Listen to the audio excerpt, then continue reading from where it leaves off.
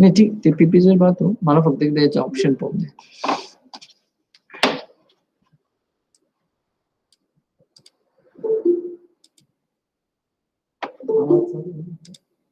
आवाज आहे ना नाही ते आता सगळ्यांना जॉईन करेपर्यंत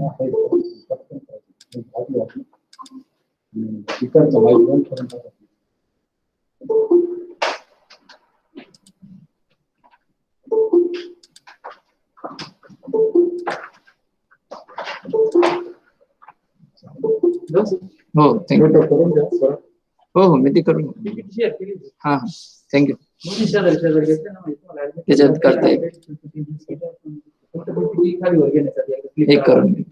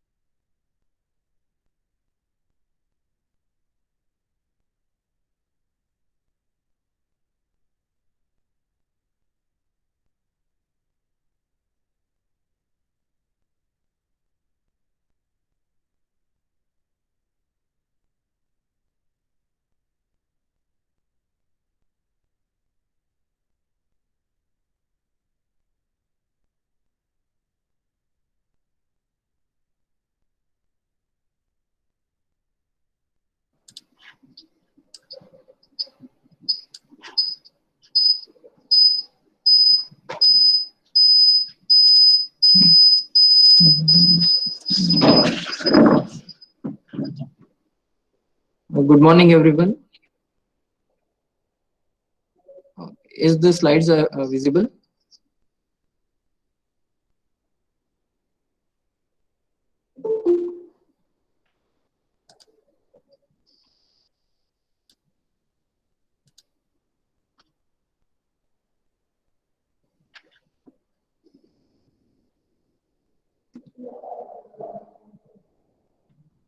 We'll start with the today's lecture. This is the anatomy of extraocular muscles. So these are the main extraocular muscles of the eye. This is superior rectus, then lateral rectus. Medially, there is medial rectus. This is optic nerve. Inferiorly, there is a inferior rectus muscle. This muscle, which is oblique in attachment, it is inferior oblique. It arises from the floor of the orbital floor. Superiorly, there is superior oblique muscle, which gets attached behind the equator. It gets turned from the trochlea and attaches obliquely to the behind the equator. So these are the main extraocular muscles of the eye movements: superior rectus, inferior rectus, lateral rectus, medial rectus, and inferior oblique and superior oblique. So can anybody tell me how many number of total number of the extraocular muscles? Please message.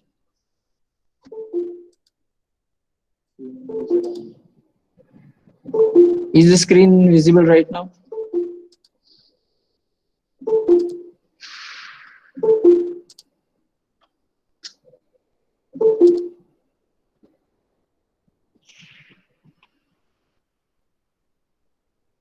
Okay, everybody is answering 6 extraocular muscles. Okay, let's see how many extraocular muscles are present inside the eye. Inside the eye means outside the eye. So everybody will tell the 6 extraocular muscle, but we forgot this one, that is levator palpebrae superioris. This is also an extraocular muscle which is not involved as such in the eye movement, but it is involved in the blinking process. So levator palpebrae superioris, as name suggests, it elevates the upper eyelid. This is a 7th extraocular muscle. So total number of extraocular muscles are 7, not 6. So you should specify, including levator palpebrae superioris, there are 7 extraocular muscles. So this is a origin of the extraocular muscles. This circular part, this one, gives the origin of the 4 extraocular muscles, that is superior rectus, inferior rectus, lateral and medial rectus. This is known as the annulus of Zinn. Superior oblique muscle, which gets attached behind the equator of the eyeball, also originates from the same point. Inferior oblique muscles, it originates from the orbital floor and gets attached behind the equator of the eyeball. So this is the origin of extraocular muscles from the annulus of Zinn. So this part you should remember, that how the recti muscles are inserted over the eyeball. So you can remember the mnemonic Mills, that is medial rectus, inferior rectus, lateral rectus, and superior rectus. So these are attached from the distance of 5.5 millimeter from the limbus, that is medial rectus, 6.5 millimeter for the inferior rectus, 6.9 millimeter from the limbus, that is a lateral rectus, and 7.7 for superior rectus. So this is how the recti muscles are inserted. For a superior oblique muscle, it is inserted behind this limbus, that is around 18.8 millimeter from the longest distance. Inferior oblique muscle, it is attached 10 millimeters from the lateral rectus insertion line. So these dimensions are important for the squint surgery. So during squint surgery, we have to explore the muscles, especially oblique muscles, keeping in the mind of the allocation of these recti muscles. So these distances help us for exploring the muscles during the squint surgery or any trauma which causes the laceration of the muscles. So that's why the distances of the insertion from the limbus are important, especially especially the recti muscles insertion. This can be asked in the Viva also and MCQ also. So you can remember the mnemonic mills, and from that you can remember 5.5, 6.5, 6.9 and 7.7. So coming to the extraocular movements, before this confusing diagram, I'll show the one video which will elaborate a little more.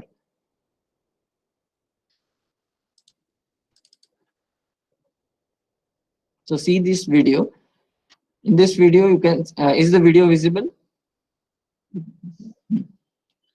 So in this video, you can see the muscles. It might be the blur video, but you can see all the muscles. So this is the medial rectus. This is the lateral rectus inserted. This is superior rectus, inferior rectus. This is a inferior oblique originating from the orbital floor and getting attached behind the equator.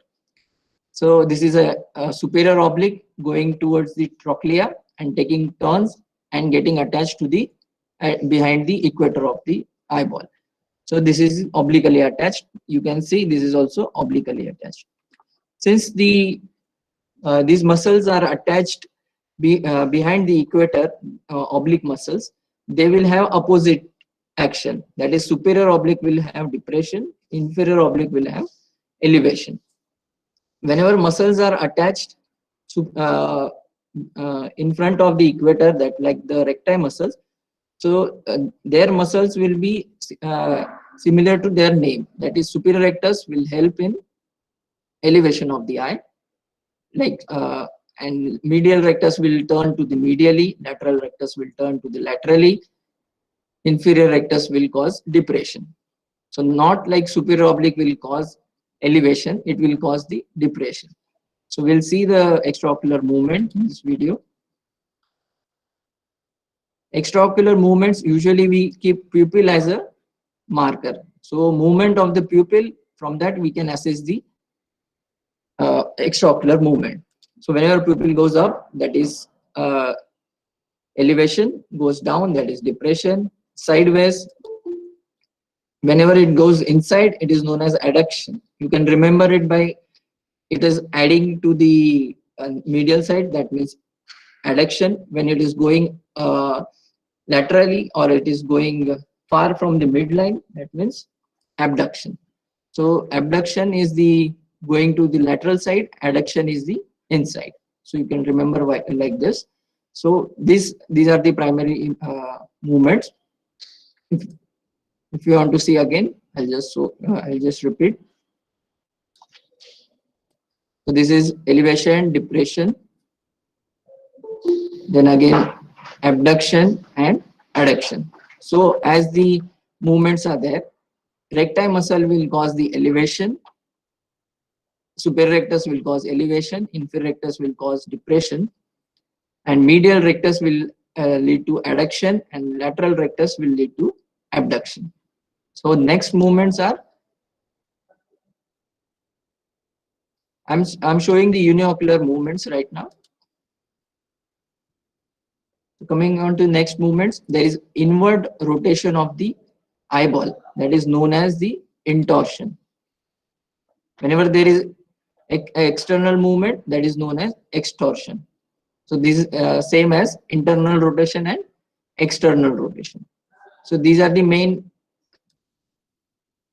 uniocular movements. So coming on to the movements of the eye, first I'll come back to this diagram again. So first we'll see the unilateral movements that are known as the ductions, and then there are the bilateral movements. So inductions, as we seen, there is adduction, that is the movement to that is the medial rotation along the vertical axis. Second duction is abduction, that is outward movement. Then elevation is known as the supraduction along the horizontal axis. When eyeball goes down along the horizontal axis, it is known as depression or infraductions. Next is encycloduction, that is known as the intorsion, that is movement along the anterior posterior axis, which is a rotatory movements, and eyeball rotates to medial side. That is known as intorsion or encycloduction. So intorsion, internal rotation, and encycloductions are same. But to remember, you have to remember them as a duction movements, which are known as the uniocular movements of the eye. So then, like the intorsion, there is extorsion, which is also known as excycloduction. Cyclo means cyclical movement, rotatory movement. So excycloduction means extorsion or external rotation along the anterior posterior axis. Next is binocular movements of the eye. These are known as the versions, also known as the conjugate movements. These are synchronous or symmetric movements of both the eyes in the same direction. So whenever there is dextroversion, as you know, dextro means to right side, levo means left. So dextroversion is moving of both the eyes towards the right side. In this, there is action of medial rectus and lateral rectus. So whenever there is movement of the right to the right side of your right side, then there will be action of lateral rectus of the right eye and medial rectus of the left eye. So there will be turning of both the eyes towards the right side. So this is known as a dextroversion. Whenever there is a movement of the eye, both the eyes towards the left side, it is known as the levoversion. Since in this these movements are binocular movements, that's why at every word we will add the word versions.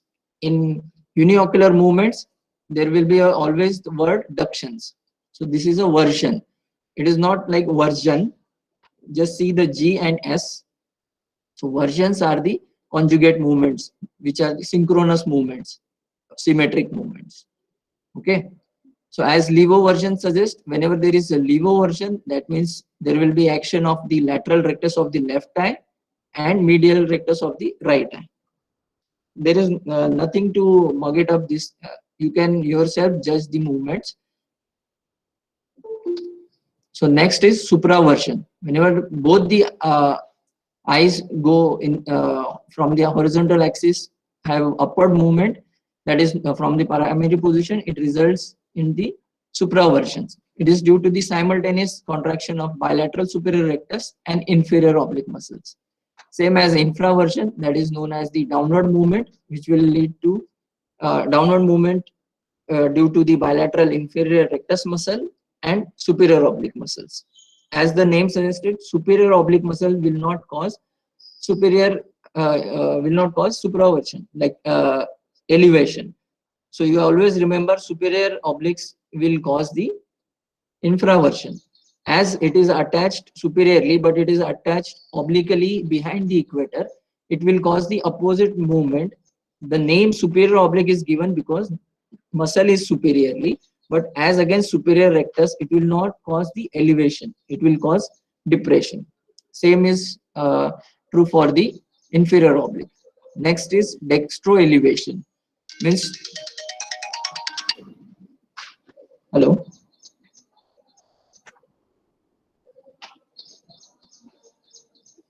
Harshvardhan Shah हा phone करून देते ना, नंतर बोलून मला सांगा. ठीक आहे, 1 वाजता 1ची appointment. So dextro elevation, as name suggests, dextro means right, elevation means elevation. Okay. So dextro means right. So right and upside, that is known as the dextro elevation. So muscles which causes the dextro elevation are the superior rectus and inferior oblique again. Simultaneous action. So both the eyes will go to the right side and upside. Then there is same like dextro depression, which is a downward movement and towards the right side. Then is levo elevation, opposite to the dextro depression or dextro elevation. There is levo elevation, elevation towards the left corner side. Next movements are dextrocycloversion. As the name suggests, version means binocular movement of means the both eyes. Cyclo means rotation. Dextro means right side. So right side. Hello. हाँ ठीक है 4 वाजता समझ. So dextrocycloversion, as the name suggests, it is a binocular movement of rotation to the right side. So along the anterior posterior axis, cornea of the both the eyes will tilt towards the right side. Same is the levocycloversions. Both the eyes will rotate towards the left side. It is the reverse of the levocycloversion. The next movements are versions. As the versions are the symmetric synchronous movements, but versions are also known as the disconjugate movements, in which both the eyes have symmetrical movements but in the opposite direction. In case of versions, both the eyes will move in the same direction.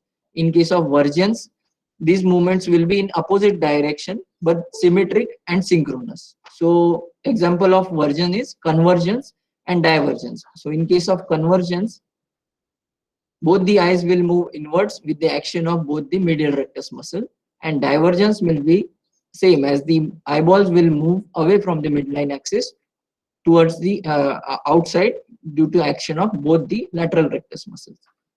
So these are the main extraocular movements. So you should remember them because this is a very basic Viva question. Whenever they ask for the extraocular movement, you should always divide them into unilateral movements or uniocular movements, that are known as reductions. Then there is binocular movements. So all this evaluation is important for the squint evaluation. So you should remember first the nomenclature and what are the exact extraocular movements. So according to extraocular movements, you have to judge whether the in case of squint, which pulse is there or which muscle is affected, and then you can plan the surgery. Coming on to the nerve supply of the extraocular muscles. As you know, nerve supply is all the muscles are supplied by the third nerve except SO4 and LR6. That means SO4 means superior oblique is supplied by the fourth nerve and lateral rectus is supplied by the sixth nerve. As name suggests, abduction, it is due to the abducens nerve. So lateral rectus muscle and SO4, these are having different nerve supply, and all other muscles are supplied by the third nerve.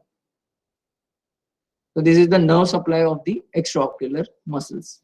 So again, we'll see this diagram. That's why superior oblique is written here. This is according to the movement. It is not according to the location of the muscle. So superior rectus muscle, it will cause the movement it will cause the elevation, then intorsion, then adduction.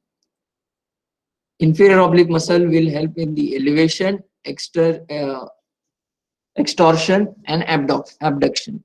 Medial rectus will have one movement, that is adduction. Lateral rectus will have only one movement, that is abduction. Then again, inferior rectus muscle will have adduction with extorsion and depression. Superior oblique muscle, as opposed to the inferior oblique, it will also have the abduction, depression and intorsion. So this little complicated extraocular movements, but if you read carefully again, you will understand properly. To understand them, you should know what are the unilateral or uniocular movements and binocular movements. So you should be aware of ductions, versions and vergens. Even if the names are very big, you just have to see what exactly is there inside the name, like the dextrocycloversion. As the version name is there, you know that it is a binocular movement. Cyclo means rotation and dextro means toward the right side.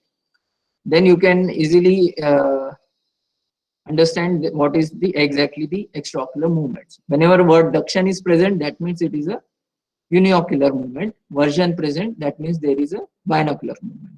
So at least keeping this in mind, next lecture we'll evaluate, we'll see the evaluation of squint, workup of the squint, and a little bit about the physiology behind the squint and the muscles attachments. Okay. So remember this MCQ also. Total number of extraocular muscles is always 7, not just 6. You should include levator palpebrae superioris also inside in the extraocular muscles.